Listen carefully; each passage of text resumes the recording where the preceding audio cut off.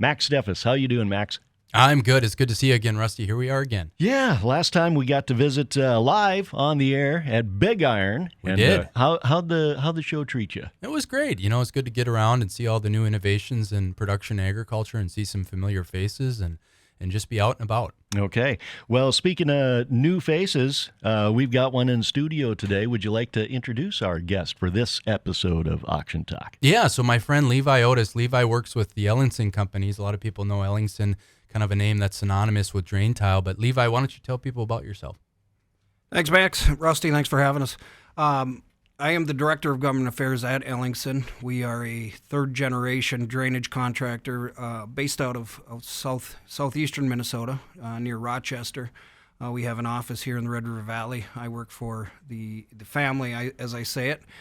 There's about 5 companies within the portfolio, and drainage is a good third of our business. So we work in obviously the Red River Valley all the way down to the tip of Texas. We've got a plow in Central California, and then do some work on the East Coast. So we are really coast to coast, and from Pembina all the way down near Brownsville.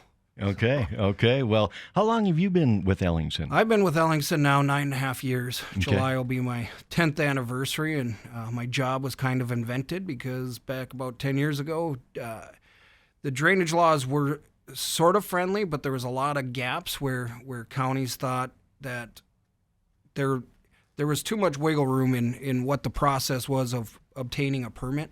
And so over the course of 10 years working with our legislature and farmers and their commodity groups and other organizations, we finally just were able to bury the hatchet and get some good policy out there. And part of that was the Water Board Association themselves really came to the table and said, okay, what do you guys think would be great? And we told them, and we said the same thing to them. And by the end of the day, all of our bullet points were correct, and it was pretty smooth sailing. Okay, when you speak about commodity groups, I believe you've won awards from perhaps North Dakota grain dealers or North Dakota grain growers about some of the work you've done on their behalf? Yeah, yep.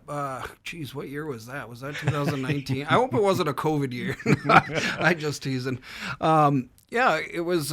Is it the Colonel Industry Award? I just saw that on my wall the other day, and I appreciate that from them very much. They've been very influential on water policy, and part of the reason I think is because a lot of states that grow the wheats and the barleys of the world, right? North Dakota is almost by far the biggest. I think number one's the biggest, and is it Montana? I can't remember, but North Dakota is bigger than all the rest of them combined, and they don't get help from the national association because everybody's afraid to talk about water when it comes up to a farm bill, etc. So now they have their own lobbyist out in D.C. We still work with them quite a bit. Leadership from Dan Wogslin, and then the power that their board gave them or gave him over the years to engage in a lot of these things. It was very helpful, and now looking forward to Caleb Palmavacher and continuing that relationship. Okay. Well, let's talk a little bit about tiling and land values, Max. An article from Farm Progress dating back to March of 2019 where tiled land in the northern Red River Valley sold for about $1,300 per acre more than untiled land at a recent public auction, according to this article, up in Walsh County. And the sale conducted by Steffes Group and is about 153 acres of very desirable soil in the state of North Dakota, according to that sales bill. And 80 acres went for about $6,700. The remaining 73 acres that were not tiled went for about $4,900 per acre. Do you remember that sale, Mac? Within a mile of each other, there was a tiled 80 and there was an untiled 80. And the difference that we saw was kind of emphasized in that article there. So certainly when people are hiring Levi and their companies to come out and do some work, we've got the math to prove that you're going to get your equity back out and then some in a lot of cases. Yeah, and what have values? What's happened to land values since this 2019 article, Max? And does tiled land still command a premium over untiled? It does. Anytime you can offer an improved tract of land, whether it's a new approach, drain tile, or any sort of drainage improvements, the bidders and the buyers are going to take a look at that and value that. based on what it does for the land. In terms of what the land value's done since then, I would tell you that they've doubled. There was an auction sale about a year ago this December, real close to that land that was $14,000 a tillable, which was the state high. So wow, literally doubled wow. in that particular neighborhood. Okay. Let's get into the nuts and bolts of it, Levi. Okay. If you're going to tile an acre of land or 80 acres or what have you, what do you need? Because I've looked through the Steffes site and looked at some past auctions for the equipment that is used in the tiling business, and you start with what's called a tile plow. Maybe folks have driven down the road and seen one in the field, but they don't know how it works and what you do with it. Sure. Tile plows just look like giant army tanks without the gun on the front. So if that's if you can picture that, a large blade on the back, and when it's crazy, your foot puts more compaction on the ground than a tile plow. Is that right? Oh, so that's how much it displaces. It's unbelievable. And that's why they're so big and wide, right? The tracks are long and they're wide. Mm-hmm. But they're heavy, The highway patrol doesn't see it the way we do. But, so they dig right into the ground and start going. We typically leave tile lines 3 to 4 feet, right? And then the main's obviously going to be deeper. And then in the valley, it's pretty easy to understand, right? You've got a header system probably along the road, mm-hmm. right? Depending on which way your water's flowing. In North Dakota, we go northeast, right? And in Minnesota, they go southwest if you're in the valley. Okay. As far as which direction the water ultimately ends up, yep. right? We go to Winnipeg, both sides of the river. Sure. So, but before that, right, you want to get soil samples, right? Do you work with NRCS? Yeah. Okay. Yeah, we've got a great relationship with NRCS. It hasn't always been that way. Mm-hmm. The Prairie Pothole region has been a bit contentious, I would say. As we were talking before when we were off air, mm-hmm. the I-states themselves, right, we were able to tile for 50 years, no regulation. And at the same time that they were paying farmers to tile over there, they were over here. U.S. Fish and Wildlife was setting up easements. We had the 1985 Farm Bill that protected all the wetlands. People didn't think they could drain in the valley because the dirt was too heavy and there was no slope, right? Yes. It's pretty flat. Getting west of the valley, right? You've got a lot of rolling hills and it was just wet and people dealt with it. So mm-hmm. That's kind of how we evolved with the NRCS. And then back in 2014, 15, our relationship started getting better. The wetland determination process started to speed up. It seemed like if a farmer asked for a wetland determination, it was taking months. It was as far as 2 years out a couple of years ago, wasn't it? Oh, boy. Has that gotten better? Yeah, it's gotten better. Yeah. So we know they have the maps. We know what they are, right? It was about getting the farmers what they need because the NRCS wasn't designed to be a tool for the environmentalists. It was a tool designed to help the farmer, right? And I think they've gotten back to that, especially in North Dakota. And I don't want to get them in trouble for saying that, but it has been a lot smoother process in the last several years, I would say, than when I started.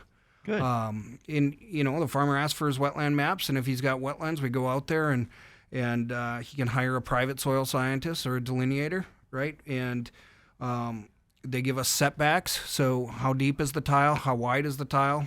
And then that's how far away you have to stay from a wetland. You haven't been able to drain a wetland since 1985. Sure. Okay.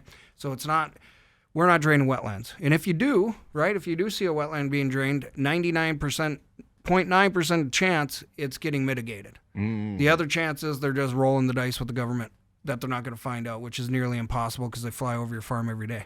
So, yeah.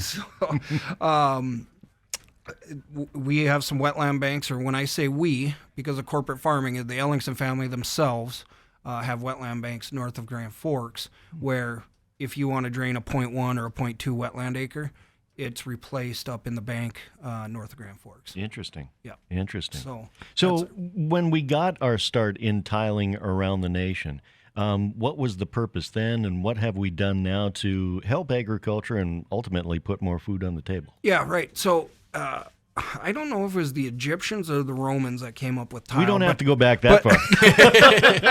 But that's where it started. We only have so much time, Levi. So 1800, it came over to New York, a guy named Johnston, and then followed through Western New York, Ohio, Indiana, Illinois, Iowa. And, you know, you study drain tile. There was a point in time not long ago where it really wasn't economically feasible. I mean, this land in the valley was $1,500, and if you were spending $500 or $1,000 an acre on it, yeah. I mean, was that part of the equation? Absolutely. So what we noticed were that appraisers, and somebody can call my bluff on this, but appraisers would just do dollar for dollar. Whatever the price you put it in for is what they would tack on if you were going to sell it. But nobody sold it. So if you had $1,500 an acre ground and it was for easy math $1,000, right? Mm-hmm. So then you'd have $2,500 an acre ground. As that farm progressed and got better, right, the soil health got better. Yeah. Then I think you started seeing the larger gaps in sales prices, or why it got so much higher than what it actually cost to put it in. To your point, Max. So then all of a sudden, then it's $4,000 an acre, and it's $1,000 to put it in. And then it's $5,000, and it's $1,000 to put it in. And it's $6,000. Now it's $1,250 to put it in. Well, now that gap between what it costs to put it in and what your land is valued at, now it's looking a lot friendlier, because you don't want to drive by a quarter that you've been driving by since you're a little kid, and now it's coming up for sale. Well, I'm going to buy that quarter. I've driven by it my entire life.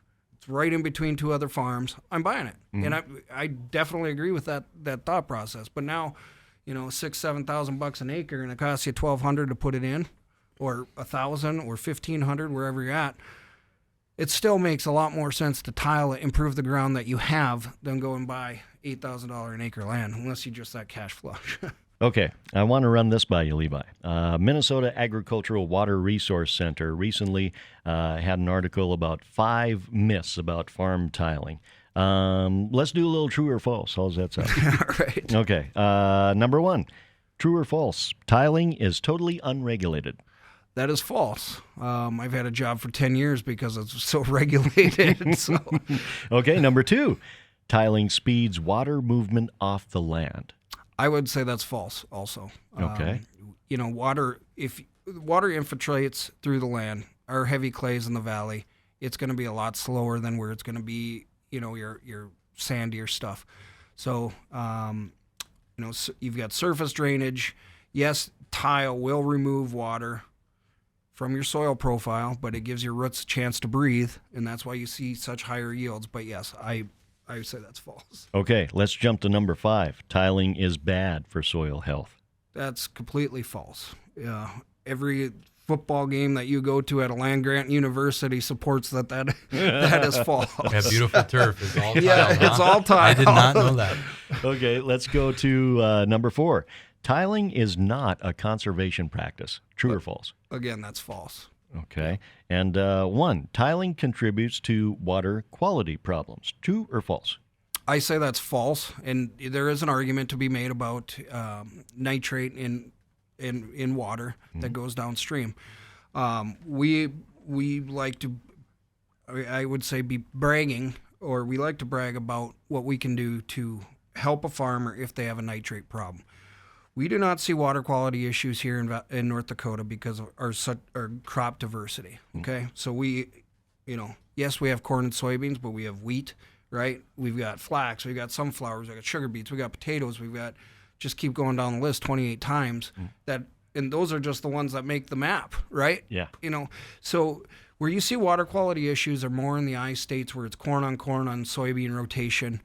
And then the organic matter is so high that it actually produces its own nitrate. They've been in lawsuits how many times, and it's not the tile's fault, right? It's the organic matter that's naturally created, and then it enters the conduit, which is a tile line, and goes downstream.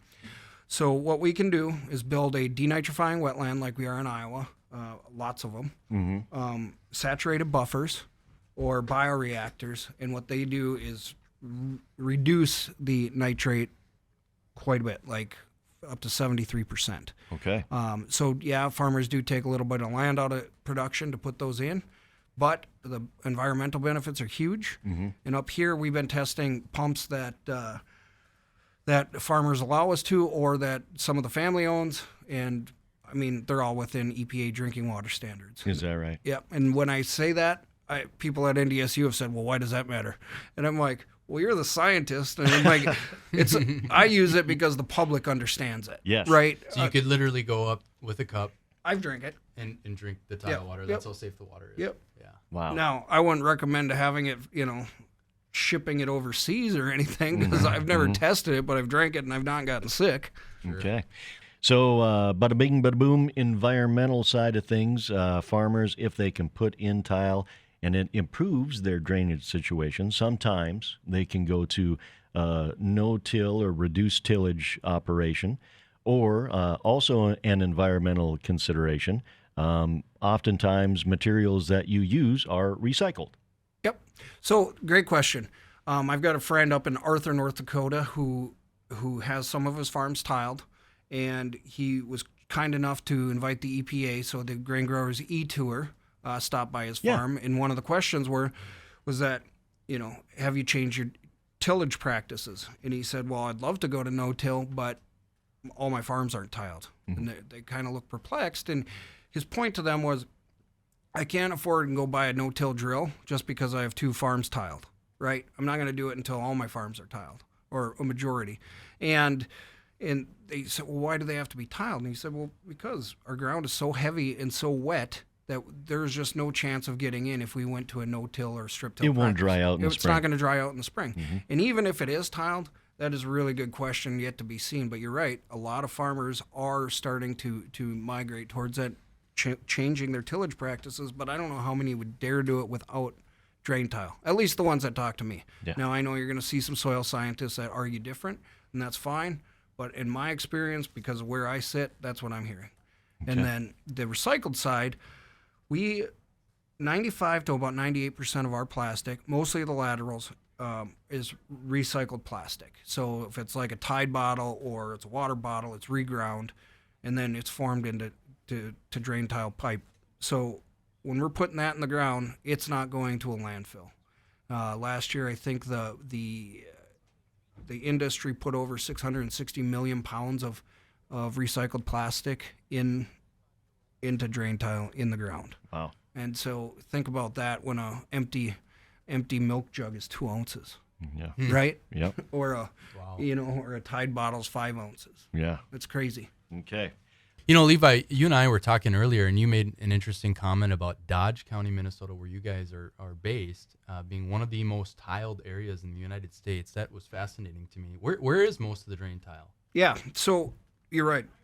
Dodge County, Minnesota, which is in between Rochester and Owatonna, for those that don't know it, is the most heavily pattern tiled county in probably the country. And pattern tile, if somebody's watching a video now, of course you can't see them, but no different than the things on the wall. They'll see it. So it's what people think Iowa, Indiana, Illinois, Ohio has the most drain tile, and they've been tiled the longest, but it's not the most tile. There's spot tiling, right? So going back to the Depression, we needed food security, and we had issues with malaria around the Rust Belt, right? It was the Rust Belt at the time, not the Corn Belt. And so what they did, the farmers were paid by the government to go in and drain those low areas and grow more crops for food security, because that's where all the people were.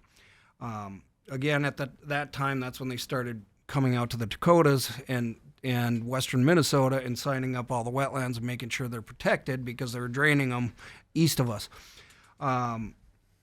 So a lot of those areas in the I-states are now going back and they're just tiling through the old stuff, or they're connecting on. So you can actually connect plastic pipe to old clay tile, but most farmers just say heck with it and let's go through all of it. So when a big wolf tile plow goes through that old clay tile, does it just disintegrate, and then you guys don't worry about it from a equipment perspective? Well, I hate to say this, Max, but we use Braun tile plows. Oh, so. Okay. But yes, I'm sure the wolf probably does just fine going through that old clay tile. I know the Brauns do. Sure. That's interesting. I guess it's just like red and green, the tile guys have preferences too. Yeah, there's preferences. Yep. There you go. Yeah. All right, gents. Well, it looks like we're just about out of time. But Levi, thank you for coming in. And if folks want to learn more or are curious about what you do, where's a good place to go online? Yeah, EllingsonCompanies.com is our website. You can call locally at 701-893-9030, 893-9030. My cell phone is 701-200-3427. I'm not afraid to give it out. I give advice. I don't give advice. I walk through issues, even with farmers that are not our customers, about how to handle government regulation. If you're in a bind with the U.S. Fish and Wildlife, if you've got an issue with NRCS or your water board, whether you tile with us or not, my job is to go out there and help somebody go through those issues. Because if it becomes a huge issue, it becomes an Ellingson issue. And it's just way easier for me to help people go through those processes and those steps than it is to try to come back and fix something I wasn't a part of from the beginning. Okay. So. All right. Well, thank you again, Levi, and Max. Thank you for coming in. And obviously, busy time of year for you, and you've got a lot of things coming up on the calendar. Yeah, that's right. The auction season kind of fires up right after harvest season concludes. So first part of November, we're chock full of auctions. I think there's 30 auctions in the next 2 weeks. So go to steffesgroup.com, take a look at all the upcoming auctions. All right. Well, thank you, Max. Thank you, Levi. You've been listening to another episode of Auction Talk with Steffes Group on the Mighty 790 and 104.7 KFGO.